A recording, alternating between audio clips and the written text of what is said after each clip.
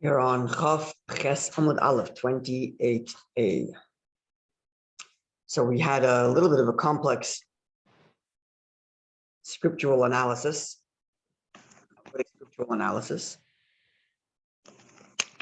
of the narrative, the law of the Sotah, and what the exercise essentially was to understand Rabbi Akiva's position, who's of the view that the letter Vav, the prefix Vav, which translates as the word and in English, that prefix serves as a letter that is available for exegesis, that's the right word, for extrapolative learning or derivation.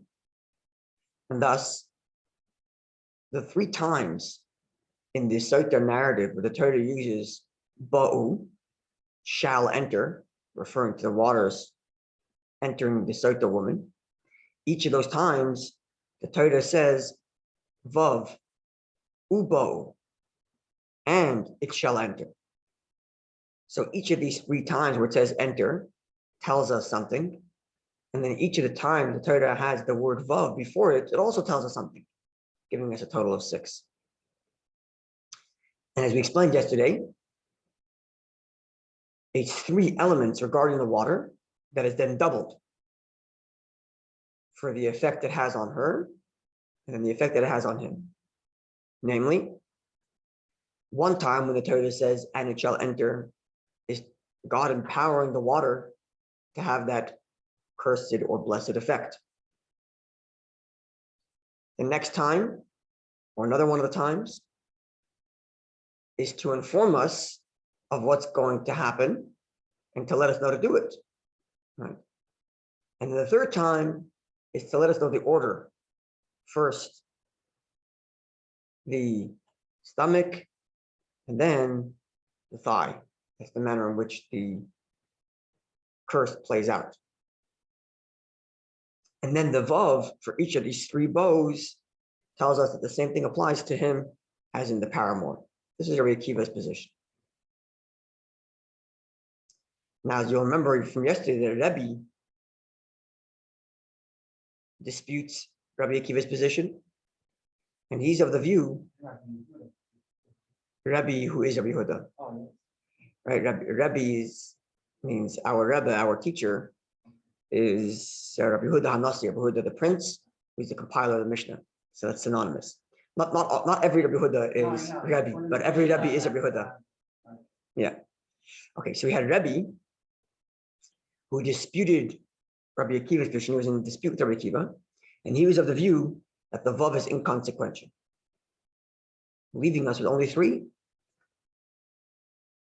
Right, because 3 times the Torah says ubo and it shall enter, but the vav is inconsequential. The word and is inconsequential, leaving us with just 3 words total to allow for us to derive whatever it is we need to derive.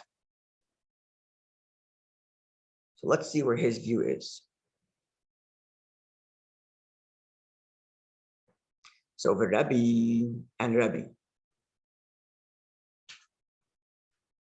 Yeah, you see it there. After the Gemara goes to Akiva, the 3 different, Rabbi.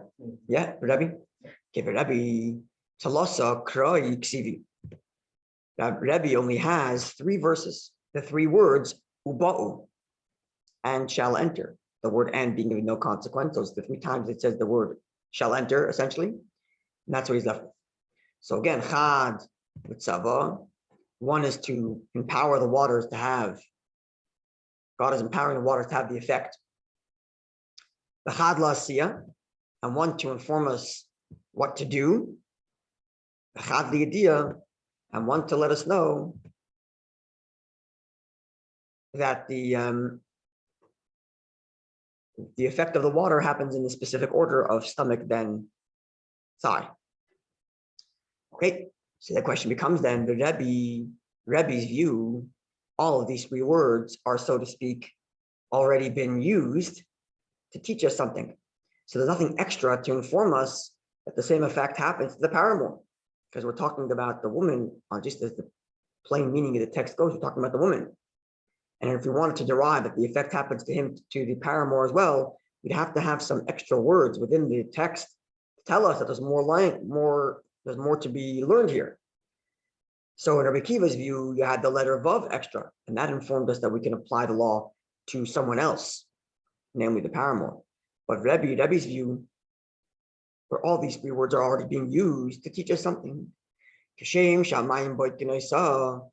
fact, that just as the water investigates her behavior, that is to say, punishes her, so too, it also investigates and thus punishes him, the paramour, minale. Where does he derive that from? Well, Rabbi still believes that? Yes, that's right. The Mishnah. Use the word law. That's right. Rabbi in the Mishnah. I'm sorry. When the Gemara quoted Rabbi Kiva and Rabbi, it didn't quote any dispute halachically, only derivation-wise. Rabbi rejecting the necessity to, or rejecting the necessity to, or the ability to extrapolate from the letter Vav. Rabbi Kiva pro the Vav, which gives Rabbi a disadvantage because he has now three less derivations. So how does he conclude that whatever happens to the woman also applies to him? So he says the Gemara like this: Nafkale, he derives it, Miditani, from the fact that the verse teaches us, Litzba, Miditani, from that which is taught regarding the verse, Litzba is beten, swelling of the stomach, the Limpla Yareach, and to her thighs giving out. So let's look at the verses again and understand what's going on here. Because again, we're going to have more than one verse.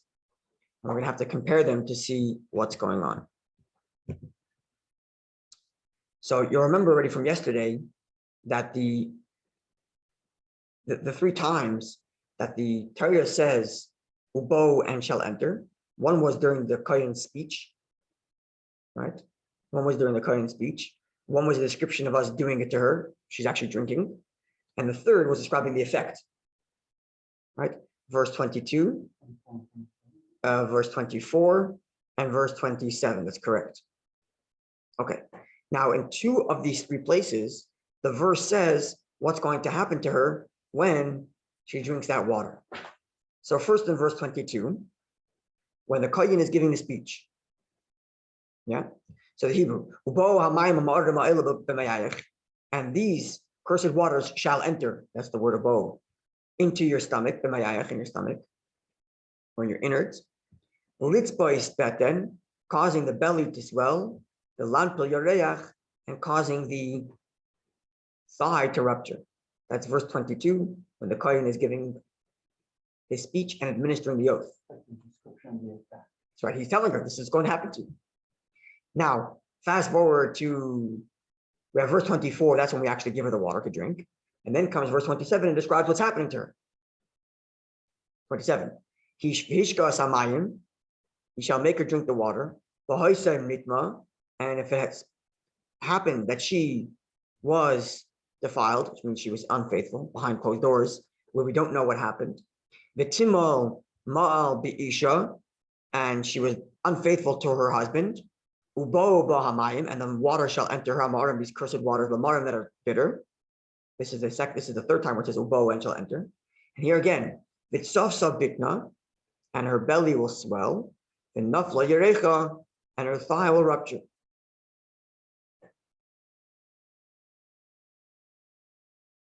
Right. Now, if you look at, there's a third time actually in verse 21, but we'll get to that soon.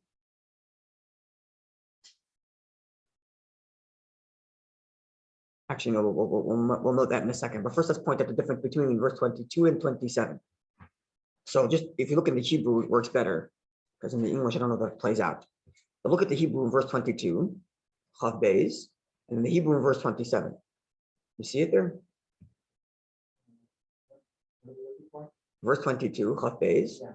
So there it says, Latzbois beten, the lanpil yareach, causing the belly to swell and the thigh to rupture. Now go down to 27. Bitsafsa bitna, her stomach shall swell. The nafla yerecha, and her thigh shall rupture. The first time, it just says stomach swell, thigh rupture. That's 24. 22, verse 22. In 27, it's tzafsa bitna, her stomach shall swell. There's the letter hey, there's a suffix hey saying her. Whereas in 22, when the kohen is giving a speech, it doesn't say her stomach, her thigh. It says the thigh, the stomach, without saying her. See? So when it describes the effect, it says her. When it describes the kohen's speech, it says lampil litzbis beten, swelling of the stomach. Beten is the stomach, not her stomach, not your stomach, the stomach. And the same thing, lampil yoreach, to make the thigh rupture, not saying hers. Whereas when it describes the effect, it says her. In verse 27, it says her thigh, her stomach. Okay. Now, in verse 21, in the first half of the kohen's speech, in the first half of the kohen's administering the oath, it says at the end of verse 21, "B'seis Hashem es yarchech," when God will give out your thigh in the feminine. Neifelas shall fall in the feminine. Vespitnech, and your stomach in the feminine, your stomach shall swell. So we have the first time during the kohen's speech, it says your thigh, your stomach in the feminine. Second time, in verse 22, it says the thigh, the stomach. And then in verse 27, when it describes the effect, it says her thigh, her stomach.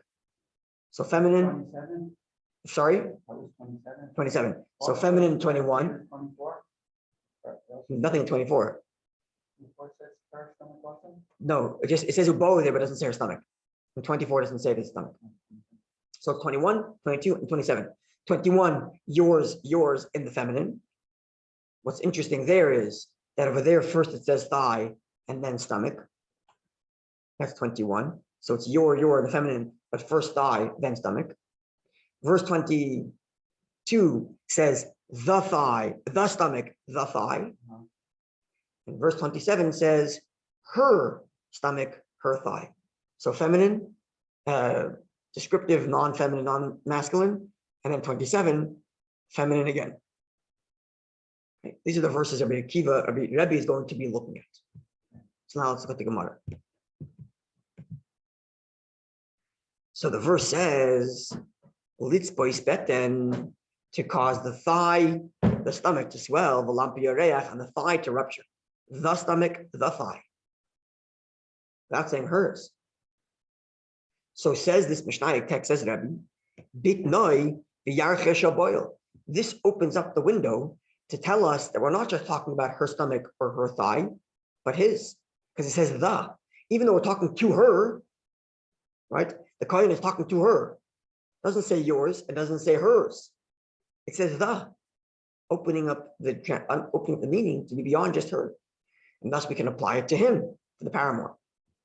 The Gemara challenges that to sharpen it. You're suggesting that because it says the thigh, the stomach, we're expanding it to mean also the stomach and thigh of the paramour. Maybe it's only her stomach and her thigh of the one who, the wife. Right, because it could be looked at. Because it could be looked at, we're talking to her. So even though when you give a description, you just give the general overview. It's a little different. well, here it's okay. So that's interesting because the kohen, right? The kohen says first your stomach, Also, your thigh, and then the stomach and the thigh, right? Yeah, So then if that's the case, exactly. So the Gemara is asking, maybe even though it says the, maybe it's talking about hers.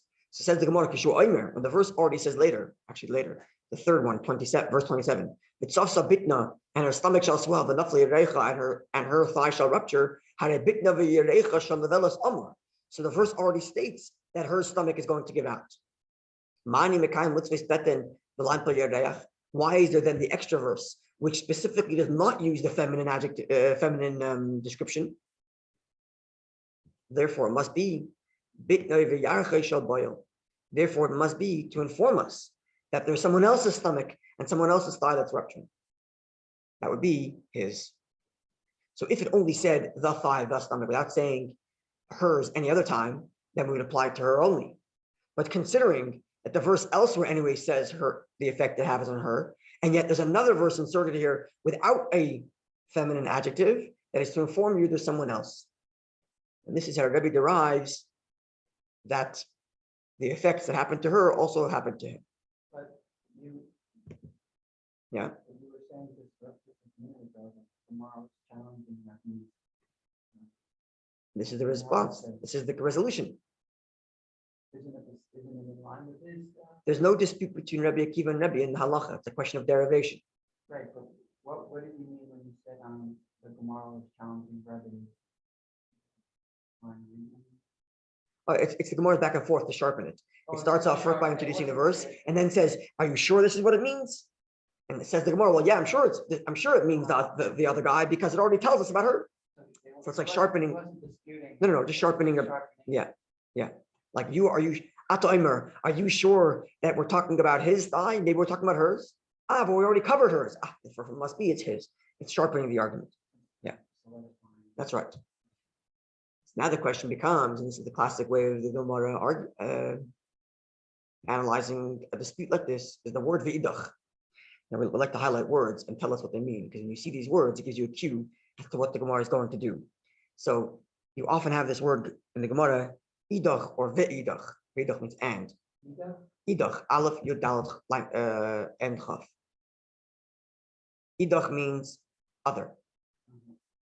What the Gemara is doing when it introduces this word, ve'idach or idach, what the Gemara is telling you is, whatever you just said about this one now has to be satisfied for the other guy. Meaning to say, if we just introduce the verse that Rabbi Akiva is now using, Rabbi is now using to tell us that the effect that happens to her happens to him also.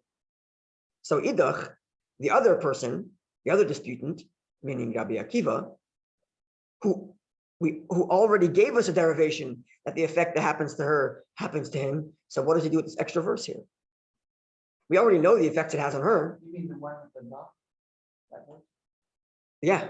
What does he do with it? That's right. What does he do with that? Yeah. We already know that the effect happens on her because it says her stomach and her thigh.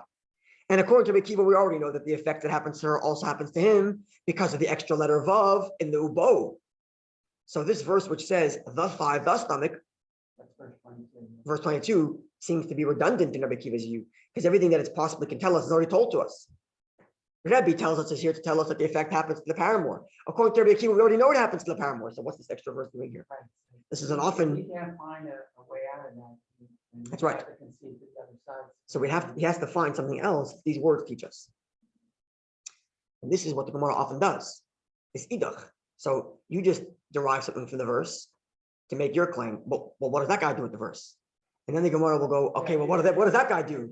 And then back and forth, the Gemara will often do that. Right. Until everybody satisfies all the verses and everybody has all their bases covered in terms of the laws they're deriving. Yeah? Right, meaning that leave no hole.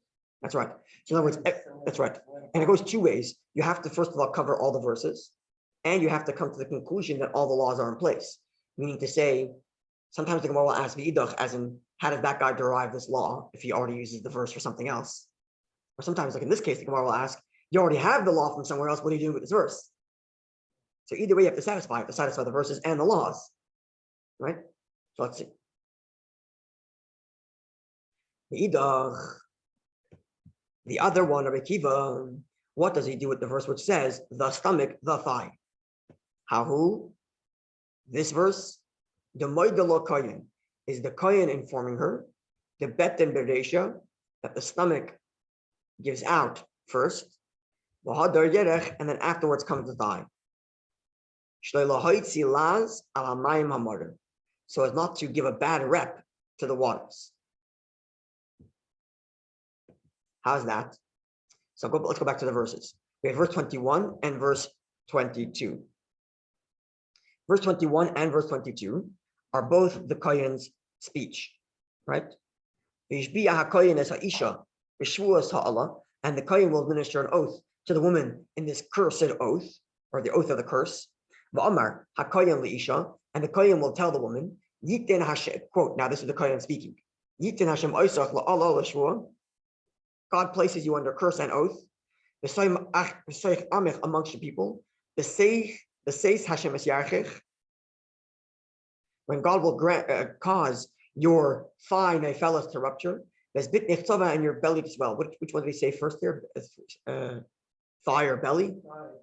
Thigh came first here. Now he says thigh comes first there because that's where the misbehavior happened first. But the reality is the way the effect is going to happen is going to be stomach first.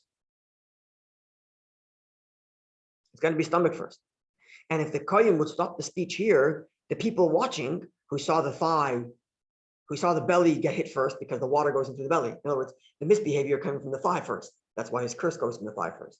But the effect of the water happens in the belly first because the water goes down inward from the mouth downward, going into the belly first. So he when he curses her first by the thigh because that's where the misbehavior was. But he has to inform her that you should know, but the curse is going to go down belly first. Because if he didn't tell that, then people who would watch the effect of the water would say, hey, the kohen said thigh first, and look, the belly's going out first. This must be a whole hoax.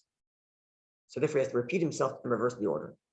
This is Rabbi Kiva saying that the repetition here in the kohen's speech is just to inform her that even though I cursed you first by the thigh, you should know the effect is going to happen first in the stomach. Clear? Okay. So now the Gemara says again, the idach and the other. So Rabbi is now stuck because Rabbi Akiva just took that verse, which says the thigh and the stomach, and gave it a valid reason for being there, which is to inform us of the order of the curse. If that's the case, Rabbi cannot use it to derive some of the law.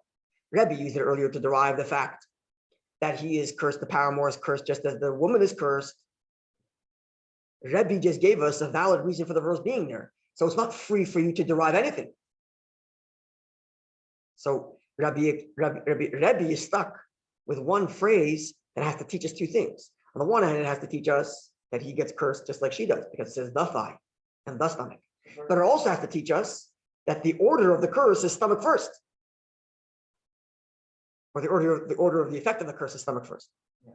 So how does he derive two things from one verse? In other words, verse 22 is no longer free for Rabbi to use. That's right. Verse 22 is no longer free for Rabbi to use to derive that the paramour is also struck, because we needed to inform her that the order of the curse is going to be stomach first. Says the Gemara, no, he actually could derive two laws from that verse. Why? Because in Cain, if the verse is only here to tell us the order of what comes first, lichtov kra, let the verse state, bitna, her stomach, v'yircha, and her thigh. If it's only to tell us the order, stomach first and then thigh, then keep it consistent and use the feminine. My betin v'yerech, why are you explicitly changing it to the thigh, the stomach?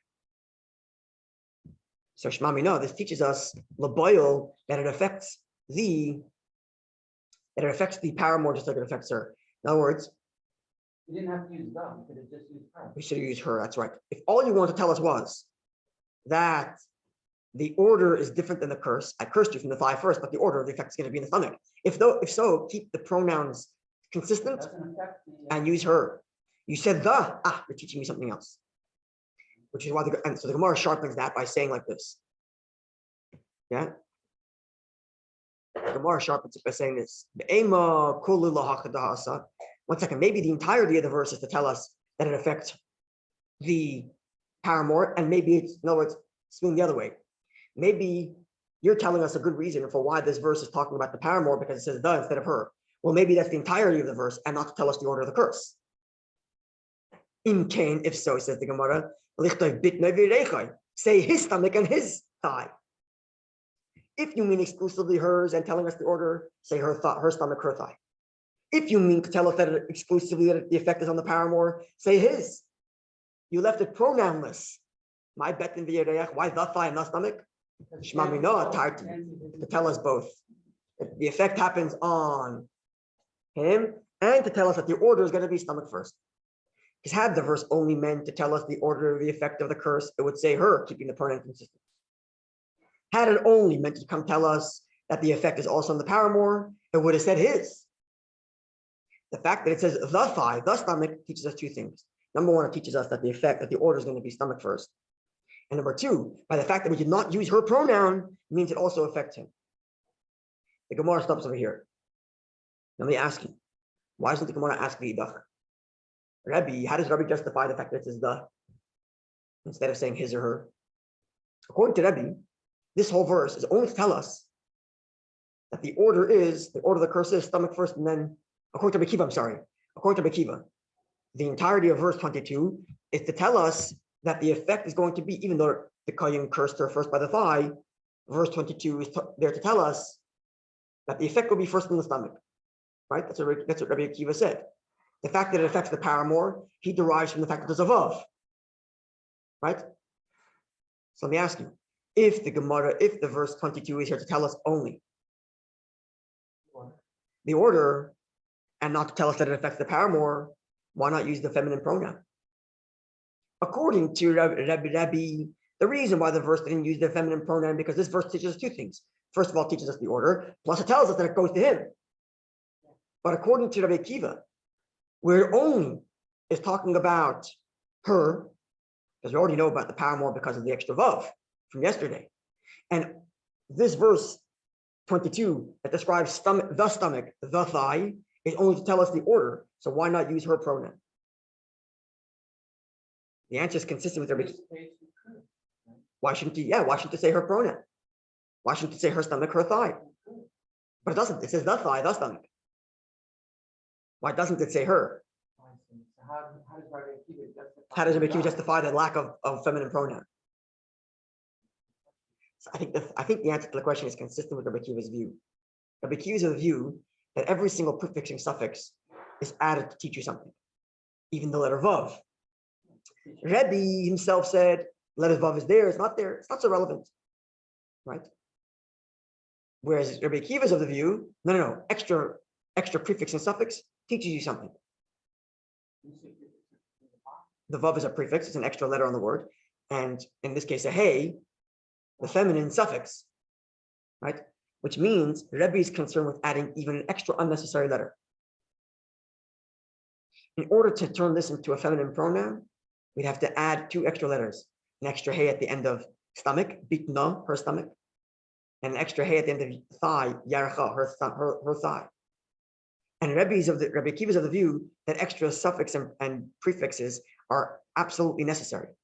According to Rabbi, he's of the view that an extra vav at the beginning is no big deal. So he's also okay with an extra hey at the end to give us the feminine pronoun. And the fact that the Torah didn't put it in teaches us that it also goes to the paramour. But according to Rabbi, you can't add an extra pronoun for no reason. If the order is informed to us by saying the thigh, then saying her thigh is in addition with no reason. So in following, now we were asking, according to Rabbi Akiva, where verse 22 only teaches us the order of what happens, first goes to the stomach and then to the thigh, right? Why doesn't it say her pronoun? You have to justify the, but the word the is not there. There's no word the in there. In English, it's the. It's, you want to translate literally, it's to rupture stomach or to swell stomach, to rupture thigh. I'm only putting the word the to disassociate from him, her. But the word the is not even there. It's not litzba, it's habeten or litzba hay. No, that's right. It's to swell belly, to rupture thigh. That's an interpretation. Well, it's non-feminine, it's not masculine, right? So therefore it tells us the order by putting stomach first and then thigh. But we're asking, how come according to Rabbi Akiva the added pronoun is not there to make it feminine? Answer: because Rabbi Akiva does not add extra letters unless necessary. Yes, because Rabbi Akiva was one who said before the extra vav teaches us a whole law. So why would he add an extra letter for a pronoun when the point of what he's trying to accomplish, which is stomach first, is accomplished without the pronoun? Because Rabbi Akiva is worried about minimizing even extra letters. But according to Rabbi, where the extra letters are not such a big deal, the letter vav is not such a big deal, so adding the pronoun would also not be a big deal. And the fact that the Torah didn't add the pronoun means it teaches us that it goes to the paramour also. So it comes down to the consistent dispute about whether or not they are concerned, or whether or not they are of the view that the Torah must be 100% precise in the prefixes and suffixes, the extra letters that come at the beginning and end of the words. Rabbi Kiva says yes, and if we can get away with less, don't put it in. Rabbi says, I'm okay adding an extra pronoun. You didn't. It means because it applies to the paramour. Perhaps this is the root of the dispute here, and why the Gemara stops and doesn't go back to the Idach. Okay. Hope you're able to follow that. It's a little complex, but as always, Hashem's Torah, and this is where we break our head. The best place to break our heads. Okay, wonderful. It's very interesting because in the interpretation of law, the word, as Yehoshua knows, having studied law, and you know, Rabbi, that the word, it has a tremendous amount of meaning, whether to put an and or to put a feminine pronoun or not.